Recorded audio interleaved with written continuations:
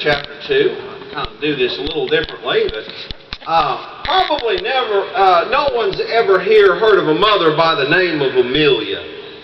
She was married to a man named James. They had a son that was also named James, and they raised him in a Christian home. They taught him the gospel.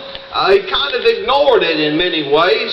This is back in the 1800s, and he got up to the age of 15, and his father determined it was time for him to gain a wider experience in life and to begin working, and he took up employment at a bank. And it was in this environment that he first came to meet people that would mock the Christian faith, and he found himself drawn to money and the pleasures that it brought, and he began to very much ignore God. Lost interest in anything, any spiritual thing. Of course, he was lost at that time, but he started to begin to have some trouble with his eyes, and it forced him to resign. His father tried to help the situation, but he was 17 years old. He became short-tempered, despondent, angry, hateful, rebelled very much. Amelia began to pray for her son. She spoke to him, of course, and consoled him, but she was convinced the best thing she could do was to pray for her son and to commit him to prayer. And during a short holiday that took her away from the family home, she began to really pray, and she felt compelled to really increase how much she was praying for her son and continue to pray for him. And then she felt a sense of assurance that God would save him. And she sat in her room for hours and hours and pleaded for him and for his salvation. And finally she believed that God had answered her prayer, and her heart had turned from pleading unto praise. Meanwhile, James had been at home, and he was bored and just despondent, and began looking for something to do.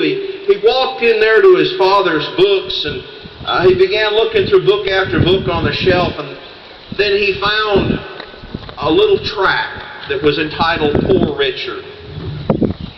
He read the story and came to the simple words of the finished work of Christ. He saw the gospel for him personally at that point, and at that moment that he finally understood that Christ had done what he had paid the price for him on the cross, and he bowed his head and prayed and asked the Lord to save him. And you know what? A few days later, his mom and him were reunited, and he said, "I've got some news to tell you." Before he could even get it out, his mom said, "I know what it was. You've gotten saved." And they rejoiced together. And you may not have heard of Amelia, or maybe not heard of her son. Maybe you've heard of it, her son. He was better known by the name he went by, Hudson Taylor, pioneer missionary in China. You never know what a mother's prayer and what a mother's influence can do in a life. Now we're going to look at another mother this morning, one very obscure, much like Amelia. Her name was Jochebed. Matter of fact, when we read this passage here, we're going to find that her name's not even given. You've got to go into the genealogies to find out more about her and to find her actual name. But you know her son. She didn't have as much time to influence him as what most mothers do. But her son's name was Moses. We're going to start here and pick up the story about the circumstances of Moses' birth, starting here in chapter 1 of Exodus. And it says this: "And the king of Egypt spake unto the Hebrew midwives, the name of which one was Shapira, and the other Puah." I'm sorry for the feedback from the wind there, folks, but these would have been the ones that were in charge of the other midwives. So as this happens, they speak unto them, and he said, when you do the office of a midwife to the Hebrew women, see them upon the stools. If it be a son, then ye shall kill him, but if it be a daughter, then she shall live. Understand, folks, the wickedness we see in our world around us has been going on for a very long time. But verse 17, but the midwives feared God, and did not as the king of Egypt commanded them, but saved the men children alive. And the king of Egypt called for the midwives, and said to them, why have you done this thing, and have saved the men children alive? And the midwives said unto Pharaoh, because the Hebrew women are not as the Egyptian women, they are lively, and are delivered ere the midwives come into them. Therefore God dealt well with the midwives, and the people multiplied and waxed very mightily. And it came to pass, because the midwives feared God, that he made them houses. And Pharaoh charged all his people, saying, every son that is born ye shall cast into the river, and every daughter ye shall save alive.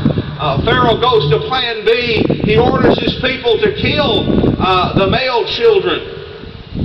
In the midst of all of this, life goes on there.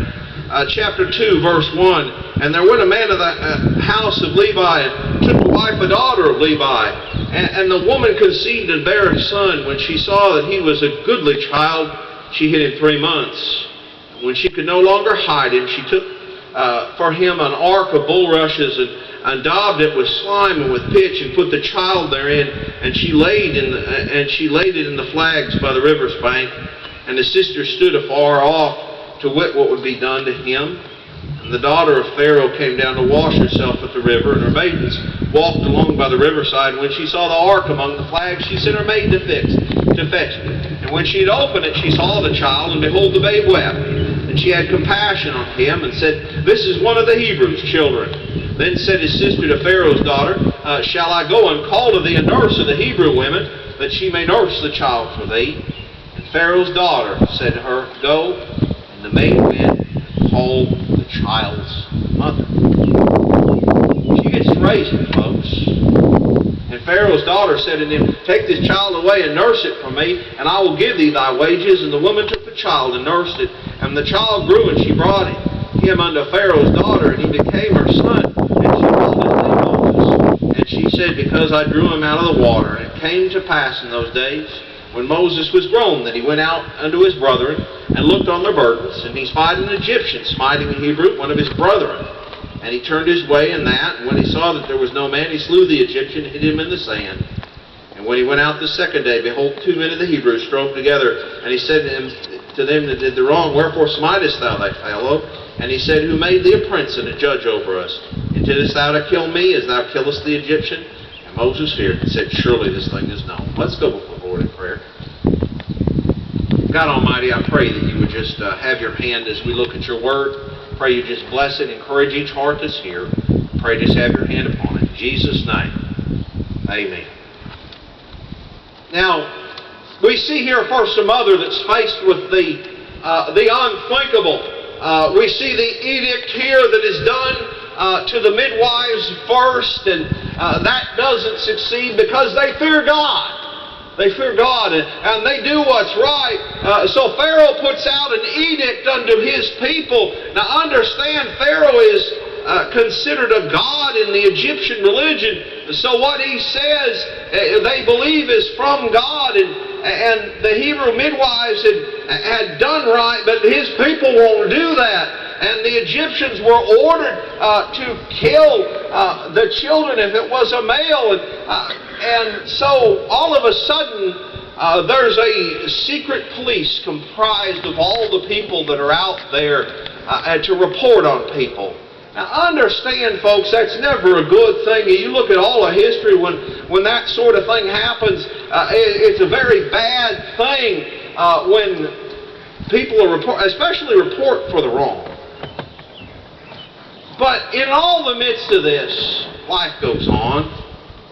Look at chapter 2, verse 1. And there went a man of the house of Levi, and took to wife a daughter of Levi.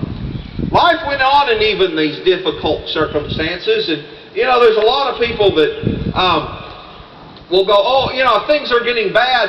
Let's just not even consider doing things. I tell you, life went on. They trusted God no matter what happened. And he went And there went a man of the house of Levi and took to wife a daughter of Levi. And the woman conceived and bare a son. When she saw that he was a goodly child, she hid him 3 months. Now, here's a mother that does right no matter what the cost. Life went on. Abraham and Jacob get married. She has a child. She has a son. Now, does she follow what the government says that's wrong? Now, I'm not going to get into that this morning. She says, no, I'm going to do what's right. Notice what she says. It says, when she saw that he was a goodly child, she hid him 3 months. She hides him. She did that for 3 months. Now, you get a baby and, the first 3 months they want to sleep all the time. Now, generally, moms, you'll probably agree with this 100%. They sleep at the wrong times. Amen? You remember those times? They had their days and their nights mixed up. And they were throwing a party in the crib in the middle of the night and sleeping during the day. But you've got to try. They sleep a lot more. You get up 3 months, they're starting to become more active. It's not going to be long before he's crawling, and all of these things are going on. And she's hid him, and she's hid him. She may have pretended like he was a girl and just kind of camouflage the situation. But eventually, she's going to be found out. Now, folks, no mom should ever have to make that kind of decision. We don't understand what goes on in the world a lot, but you understand, folks, this is went on in communist China. You have a second child. This sort of stuff has went on around our world. I tell you, we look at it, we've got it good in America, no matter how bad things are right now. You look at what so many places have went, it's like that. But there's a mother that's going to do right no matter what the cost. And she can't hide him anymore. Maybe she had a couple of close calls. We don't know for sure. But the Egyptians are on the watch out for that. And they'd hear more and more would go on. But I tell you, through all this, we see here a mother that trusts God. Notice what it says here. Verse 3, and when she could no longer hide. Makes you think maybe that there was maybe a couple close calls and there were people starting to ask questions. But she does something clearly unusual here. Something out of the ordinary. She took for him, verse 3 there, an ark of bulrushes and dabbed it with slime with pitch. She put the child therein and she laid it in the flags by the river's bank. Now, what the next thing she did, folks, she did in faith. Hebrews chapter 11, verse 23 says this, by faith, Moses, when he was born, was hid 3 months of his parents because they saw he was a proper child and were not afraid of the king's commandment. They did what they did by faith. And what she does by faith. And it is impossible not to see the hand of God in all that happens here. She makes an ark of bulrushes here. She'd already defied the edict. She waterproofs it very carefully. She takes care of the child. She puts it in a safe place. It's protected in the reeds, in the flags there, and in a safe place away from that. And it also seems to be a place that was frequented by people, by Egyptians that would spare it. Understand, if a Hebrew would have found it, it would have been much the same situation that they would have turned it in, but they would have turned that person in for having a child. But here she puts it in this safe place. She puts it there. It seems like it's some place that's frequented there.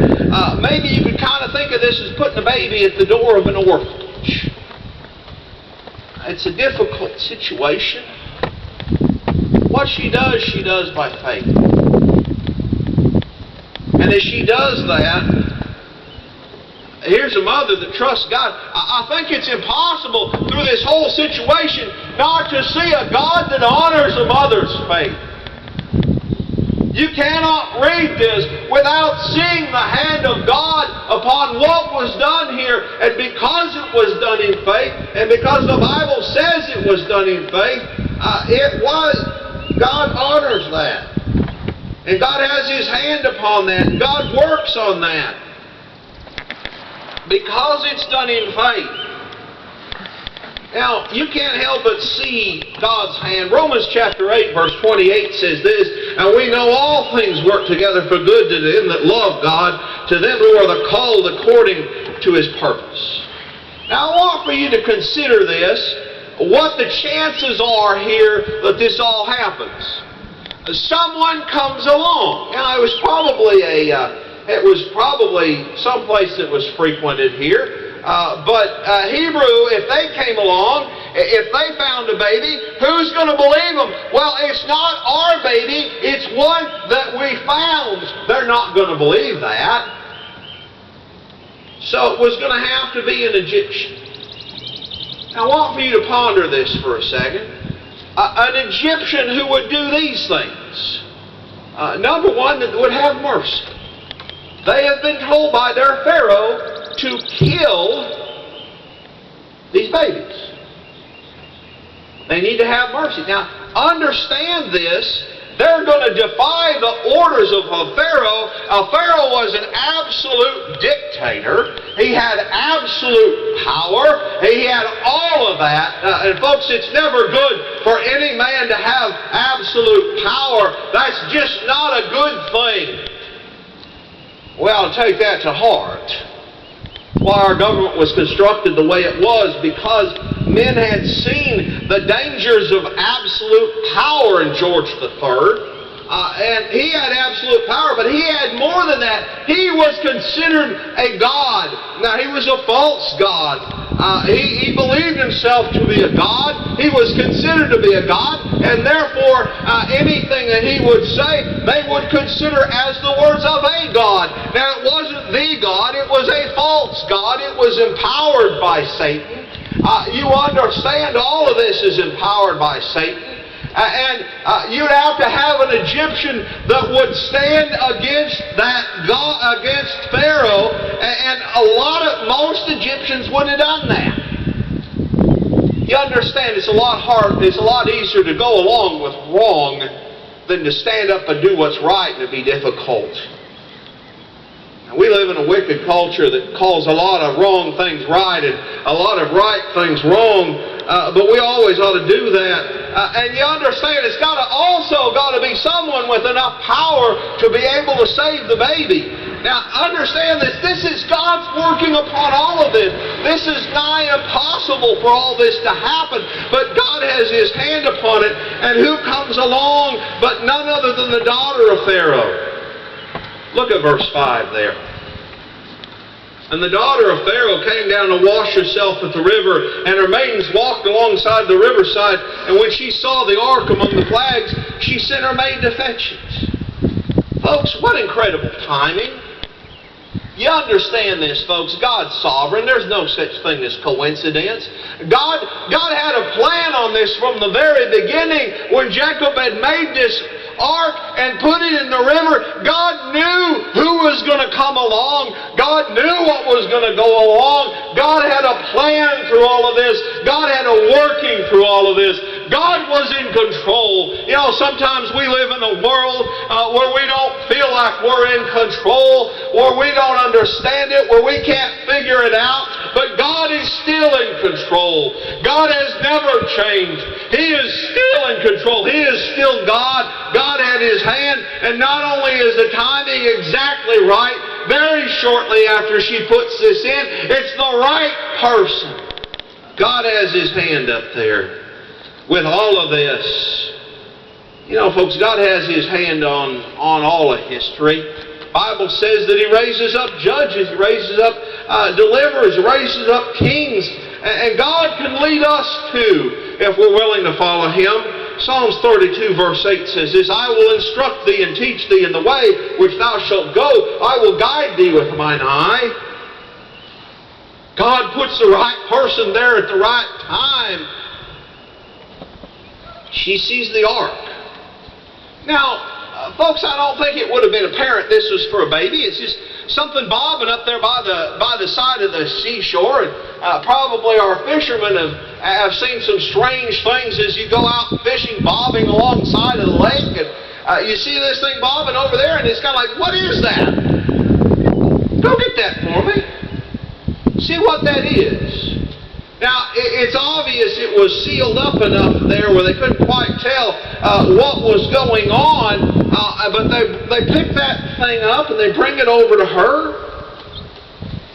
And notice what it says here in verse 6. And when she had opened, she doesn't even know what's inside, but she opens it up. She saw the child. You know, God has His hand upon all of that. Notice what happens here. She saw the child, and behold, the babe wept. You know, there's nothing gets to you more than a crying baby, isn't it? That baby cries. That just gets to you. Grandmas, moms, it's just innate in there. You hear the baby cry and you want to comfort it. And you see that she opens this up and Moses cries just right at the right time. Well, God has His hand on that timing too, doesn't He?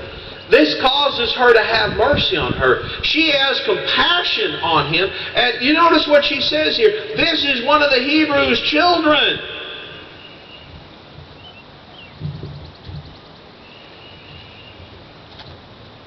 She realizes what's going on.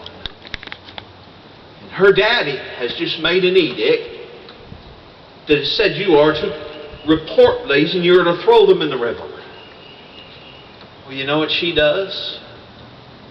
She says no. God's hand. And what happens next is even more remarkable as we look at this. We see God honoring a lady's faith here, but we see the blessings of God next. Look at verse 7. Then said his sister to Pharaoh's daughter, Shall I go and call to thee a nurse of the Hebrew women, that she may nurse the child for thee? Oh, Miriam's thinking on her feet there. Shall I go call it? Now, understand, folks, there would have been a lot of mamas that were missing their children right there.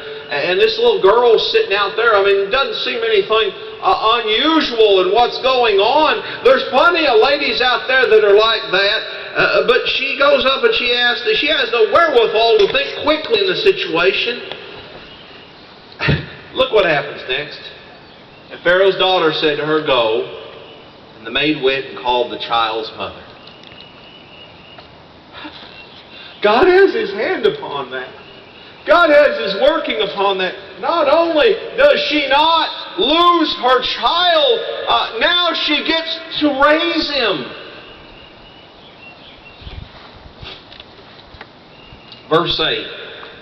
Pharaoh's daughter said unto her, Go. And the maid went and called the child's mother. She gets to raise him. Not only that, she is under the protection of Pharaoh's daughter. Look and see what it says in verse 9. And Pharaoh's daughter said unto her, Take this child away and nurse it for me, and I will give thee thy wages. And the woman took the child and nursed it. She got to take her own child there and take care of it, and she even paid her to raise her own child. Ain't God good?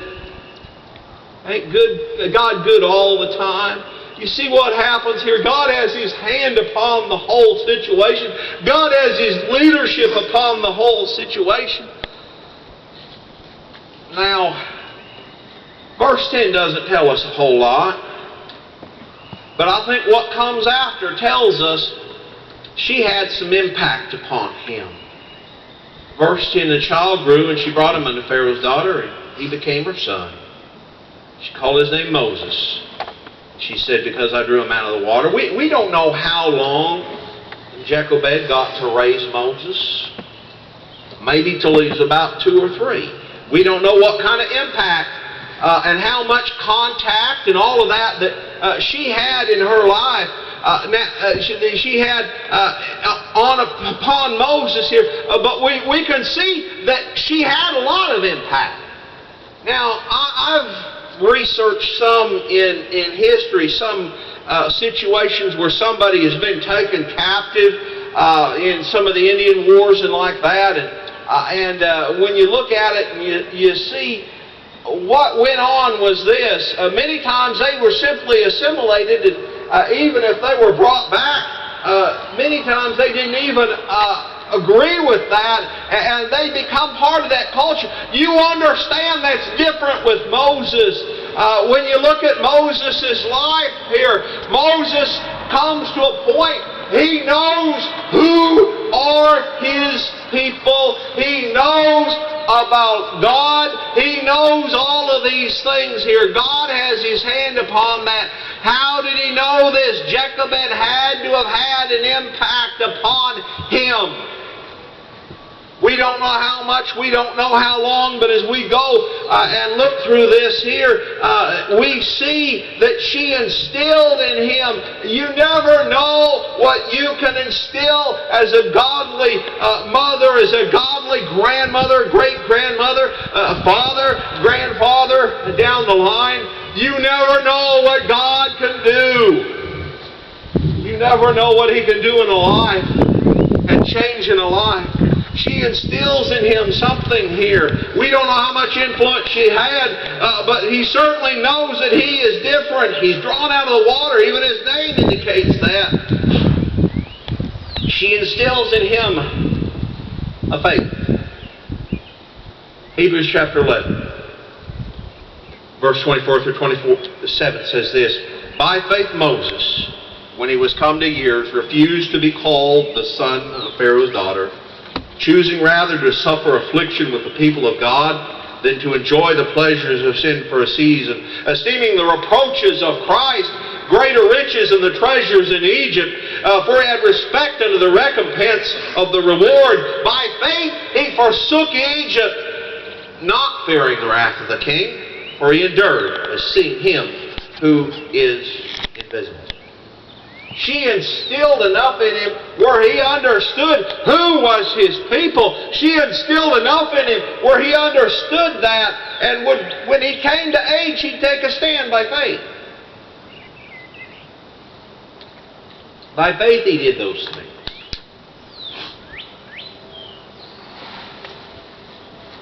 Verse 11. And it came to pass in those days when Moses was grown, that he went out into his, what's that next word? Brother. He knew who was his brethren. He knew where he was from. And he knew who they served. And it wasn't the gods of Egypt. He went into his brethren and looked on their burdens. He has been instilled a sense of right and wrong, and he sees what's going on is wrong. He's had that instilled in it. Looked at their burdens. And he spied an Egyptian smiting a Hebrew.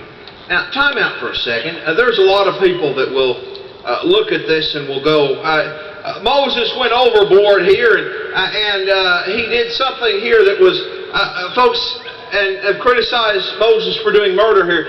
You read what the word smite means, you understand more what was going on. This is not a situation where he just simply slapped him. This was a situation where he was hitting him hard enough where it was going to kill this man if no one ever intervened.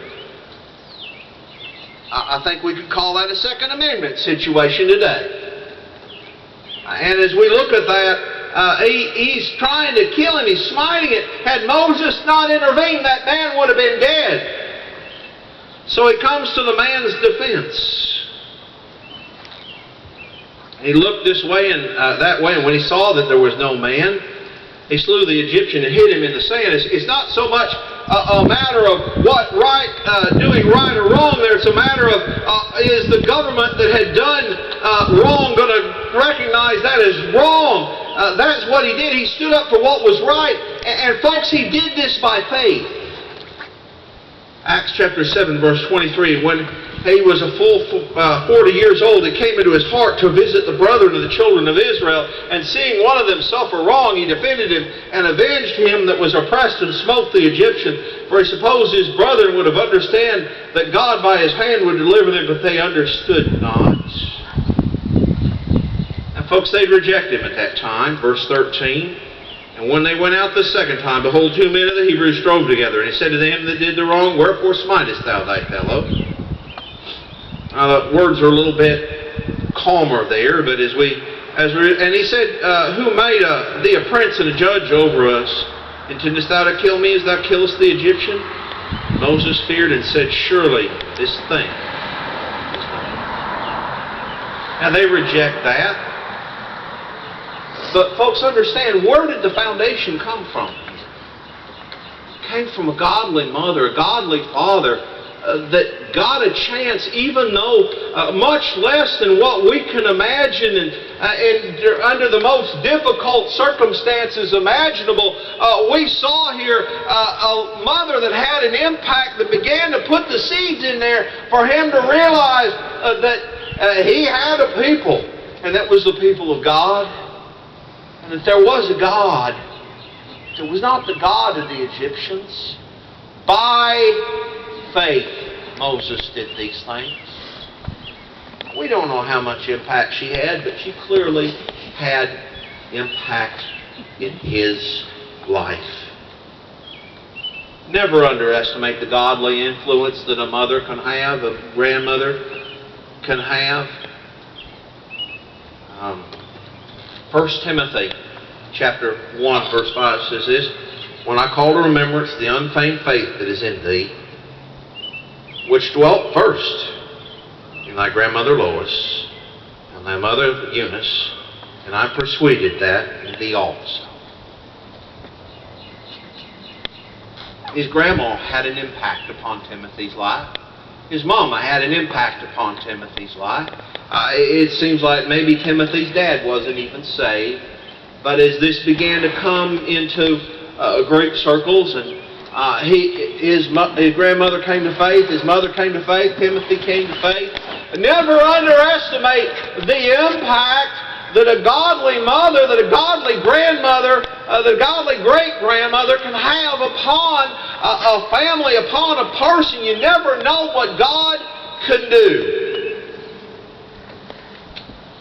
We kind of come full circle here. We come down. Hudson Taylor said this about his mama. My beloved, now sainted mother came over to Liverpool to see me off as he was headed there to China. Never shall I forget that day, nor how she went with me into the cabin that was to be my home for nearly 6 long months.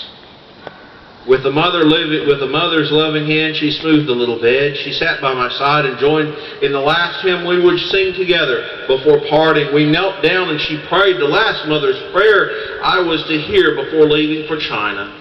Then notice was given that we must separate, and we had to say goodbye, never expecting to meet on earth again. For my sake, she restrained her feelings as much as possible. We parted, and she went ashore, giving me her blessing. I stood alone on deck, and she followed the ship as we moved towards the dock gates.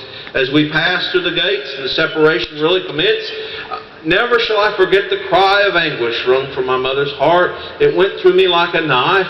I never knew so fully until then what God so loved the world meant. And I'm quite sure that my precious mother learned more of the love of God for the perishing than in that 1 hour than all her life before. Even on the mission field, Hudson would continue to depend on his mother's prayer, pleading with her to plead for him and writing with her affection. God be with you and bless you, my own dear mother. Give you to realize the preciousness of Jesus, that you may wish for nothing more but to know him, even in the fellowship of his Son. Amelia gave counsel and encouragement to her missionary son from afar until she would pass away in 1881. Never underestimate what a mama's love can do, what a mama's prayer can do, and what a mama's encouragement from God. God has His hand upon it. These two moms weren't known.